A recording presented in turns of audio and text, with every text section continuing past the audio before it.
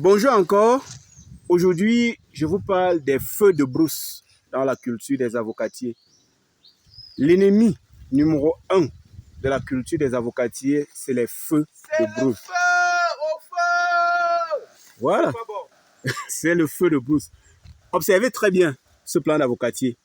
Vous voyez là, quand vous voyez les feux qui se sèchent complètement, là, le feu est passé. Je me rapproche pour que vous voyez plus bien.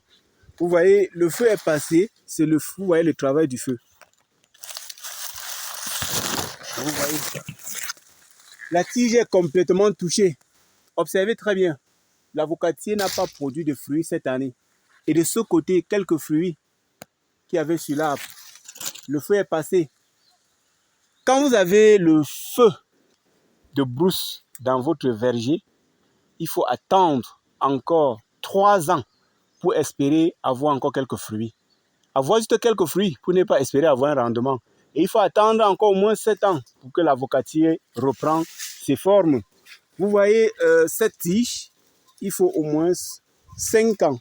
Et quand ça reprend même, à la longue, l'avocatier va mourir parce que le feu touche la couche superficielle et même intérieure. Oui, les tissus. Oui. Les tissus sont complètement endommagés, ingénieur Samuel. Exact. Donc, comme vous êtes en train de le dire tantôt, le feu, vraiment, c'est le premier danger après, ou bon, c'est le premier danger suivi des animaux, notamment les chèvres, en ce qui concerne les vergers d'avocatiers.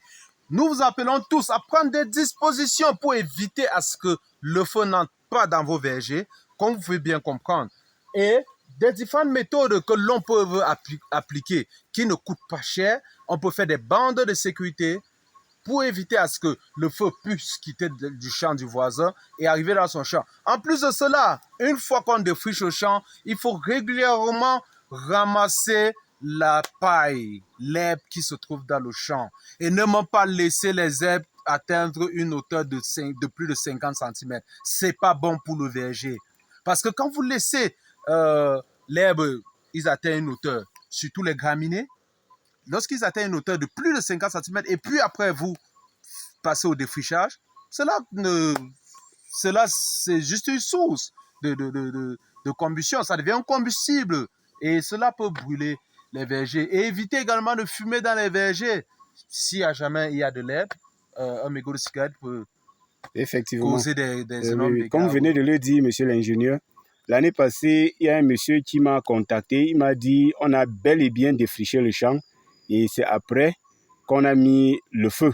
Oui. Donc c'est juste parce que c'est juste parce que soit il était fumeur, soit, et comme il vient encore de le dire, après avoir défriché, on débarrasse ces herbes-là. Parce que si vous défrichez, vous déposez là, ça devient même encore bien sec. Et ça devient un combustible. Un combustible, comme il vient de le dire. Et quand le feu passe, vous-même, vous avez rien que vos yeux pour pleurer. Ouais. Donc, en fait, vous voyez, ce plan a été touché par le feu de brousse. Ce plan également, vous voyez, après 5 ans de travail, 7 ans de travail, par négligence à cause des feux de brousse, vous perdez complètement un plan comme ceci.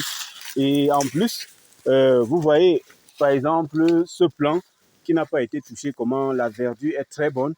Donc, en fait, les feux de brousse font partie des ennemis de l'avocatier. Ouais. N'essayez même pas. Si vous avez un champ, comme il y a des gens qui font parfois le brûlu, n'essayez même pas. Prenez la peine de défricher. Ouais. Et d'herbicider même, d'herbicider si possible. Si possible.